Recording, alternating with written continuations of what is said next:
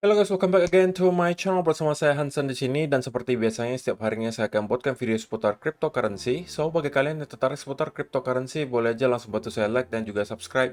Jangan lupa juga untuk hidupkan lonceng notifikasinya supaya kalian gak ketinggalan update terbaru seputar cryptocurrency. Oke, pada hari ini guys, kembali kita akan bahas seputaran Bitcoin, dan seperti biasa kita bakal mulai dari market cap terlebih dahulu.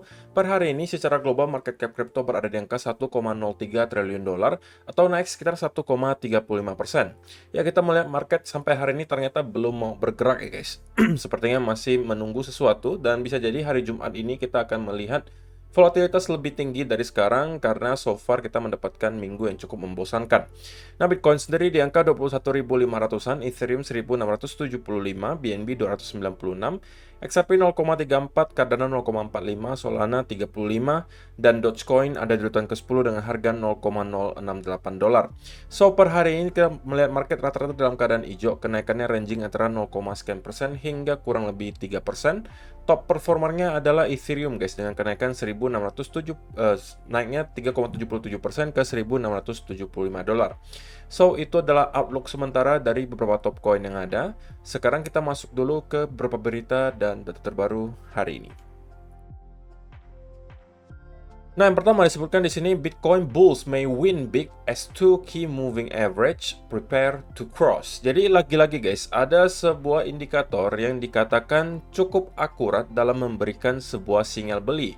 Kalau soal moving average, mungkin yang cukup terkenal adalah 200 week moving average di weekly chart gitu ya. Katanya setiap kali kita menyentuh area tersebut, itu adalah sudah bottom dari bear market.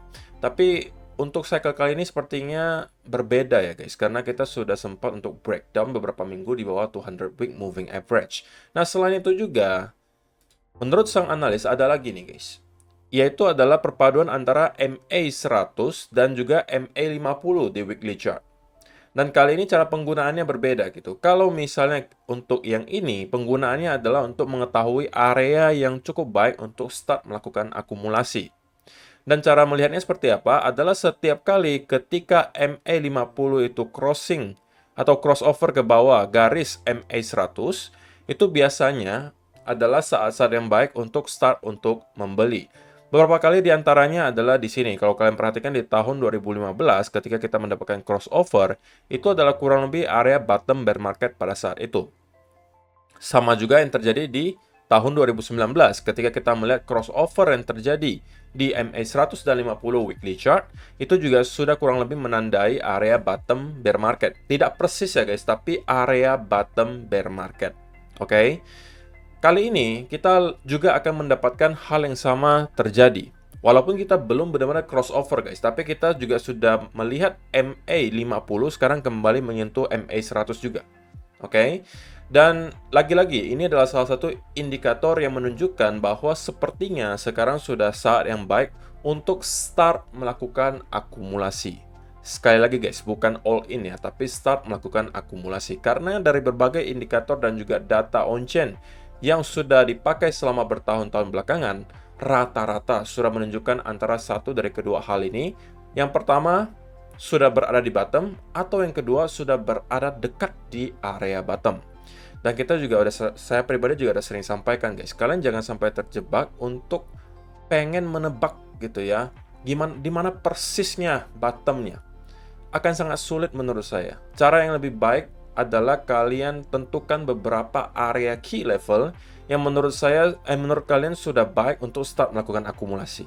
Kalau menurut saya pribadi, untuk harga sekarang itu udah termasuk salah satu area yang cukup baik lah untuk start akumulasi. Kalaupun belum berada di bottom, at least kita sudah berada dekat di area bottom.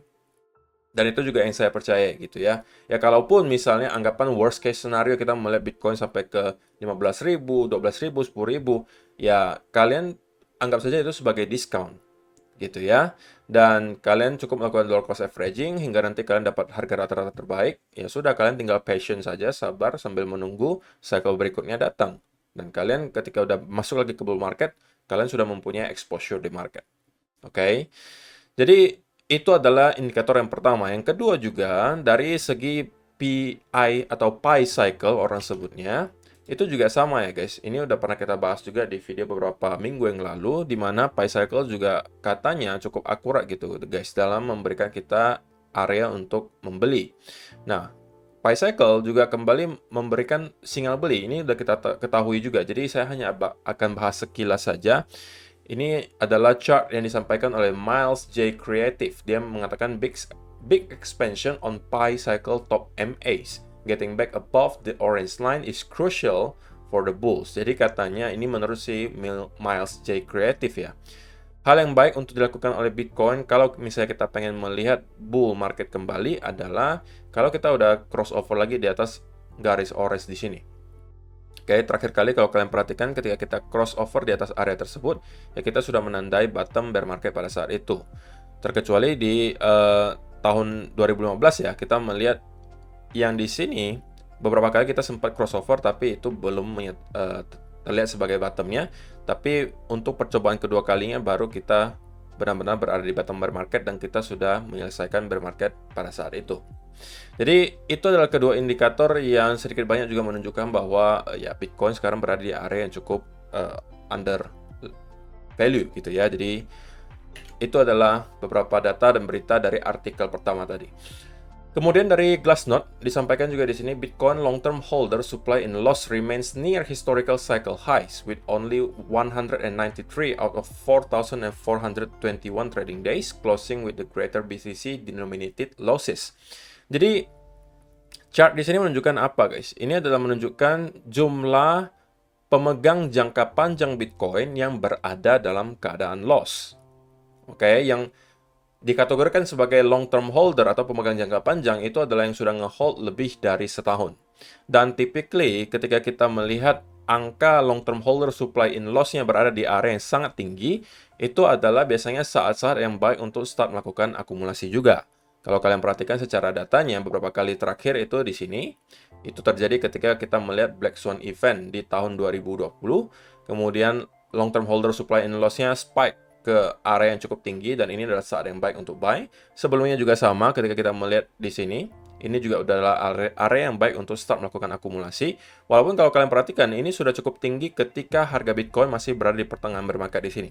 Inilah kenapa saya sampaikan walaupun kita melihat beberapa indikator di sini menunjukkan bahwa Bitcoin sudah under value, bukan berarti dia nggak bisa drop lagi ya guys. Bisa saja dia kembali drop, tapi at least yang kita ketahui sekarang harusnya Bitcoin sudah berada dekat dengan area bottom bear marketnya. Oke. Di sini kita juga melihat kalau misalnya kalian akumulasi dari sini, dan sini, ya harusnya kalian dapat harga rata-ratanya kurang lebih di pertengahan lah di sini. Harusnya not bad guys. Kalau kalian bandingkan dengan bull market berikutnya, ya ini kalian nggak bakal peduli lagi kalian belinya di antara sini kayak di sini kayak intinya kalian udah cuan luar biasa besar. Sama juga di sini, kita juga melihat long term holder supply and loss-nya sudah cukup tinggi ketika di sini, tapi bukan berarti dia nggak bisa drop lagi guys. Oke, tapi ini hanya menunjukkan ke kita bahwa harusnya Bitcoin sudah dekat dengan area bottom bear marketnya. Nah, kali ini kita juga melihat hal yang serupa terjadi. Kita juga melihat spike yang cukup tinggi di angka long term holder supply and loss. Alias sekarang sudah mulai banyak juga long term holder yang supply-nya atau Bitcoin-nya berada dalam keadaan loss. Oke, jadi ini juga adalah tambahan data yang menunjukkan bahwa Bitcoin sekarang juga berada di area yang under value. Oke. So, itu adalah beberapa data dan berita harian yang saya sampaikan untuk kalian. Sebelum kita masuk ke chartnya, untuk kalian yang pengen uang-uang gratis lagi, setelah kemarin udah ada 50-an pemenang yang menang di BingX mendapatkan Rp750.000, saya pengen bagi-bagi lagi untuk uang-uang gratis gitu ya. Kali ini dari Bitmart. Kalau misalnya kalian mendaftar Bitmart dengan link yang sudah saya sediakan di kolom description box di bawah, maka kalian berkesempatan memenangkan reward hingga $3.000. Selain itu juga di Bitmart mereka lagi ngadain event di mana kalian bisa memenangkan hadiah hingga 10 Ethereum. Caranya simple banget. Eventnya ini dari tanggal 18 Agustus sampai 31 Agustus ya guys. Jadi masih ada waktu. Pertama kalian bisa mengajak teman-teman kalian untuk ikutan trading di Bitmart. Kalau kalian berhasil, kalian akan berkesempatan memenangkan reward hingga 6 Ethereum. Oke, semakin banyak teman yang kamu invite, semakin besar pula reward yang kalian dapatkan. Dan pemenangnya yang mengajak paling banyak itu bisa mendapatkan 1 Ethereum sebagai rewardnya. Kalau kalian pengen ikutan, kalian cukup sign up ke Bybit, kemudian isi form yang ada di sini. Nah, kalau kalian nggak mau ngajak-ngajak teman-teman yang lainnya, kalian bisa pakai yang Activity B. Jadi, hadiah di sini ada 4 Ethereum untuk user baru, gitu ya. Kalian tinggal sign up, atau daftar dan juga trade. Trade-nya cuma at least 250 USDT doang guys. Dan ketika kalian udah merasa udah melewati 250 USDT volumenya, kalian bisa isi juga form yang ada di sini dan kalian juga berkesempatan untuk share reward sebesar 4 Ethereum. Activity C, kalian juga nanti akan mendapatkan 50% diskon untuk fee trading kalian, tapi nanti di refund ke kalian. Oke, jadi kalian trading di sini, kalian dapat 50% diskon fee-nya, nanti diskonnya itu dibalikin lagi ke kalian. Activity D-nya, 100 USDT price pool, share di activity on social media. Nah, kalau ini lebih gampang ya. Kalian bisa share referral ID kalian dan juga retweet seperti di Twitter atau Telegram selama periode aktivitas ini masih berlangsung, dan 10 pemenang akan dapatkan masing-masing 100 USDT. Dan di sini ada beberapa keterangan, syarat, dan ketentuan yang bisa kalian ikuti kalau misalnya kalian tertarik ke beberapa event di sini. Jadi tunggu apa lagi guys kalau misalnya kalian pengen ikutan untuk mendapatkan uang-uang gratis. Bitmart lagi ngadain event yang sangat besar, jadi kalau misalnya kalian tertarik untuk mengikutinya, silahkan mendaftar dulu dengan link yang sudah ada di kolom description box di bawah.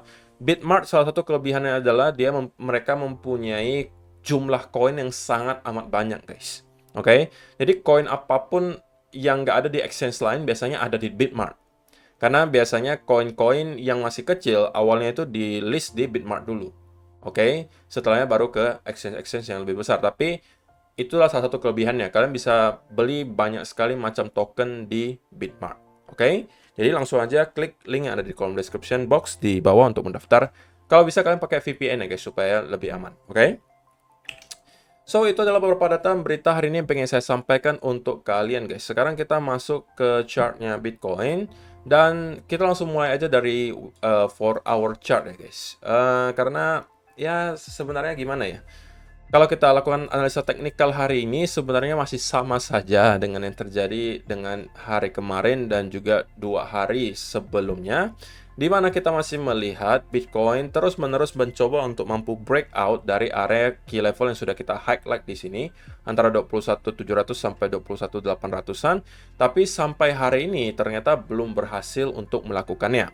Gitu ya. Dan kalau misalnya kalian perhatikan ini sudah percobaan ke 1, 2, 3, 4, dan 5. 5 kali coba dan kita tidak mampu break di atas area tersebut.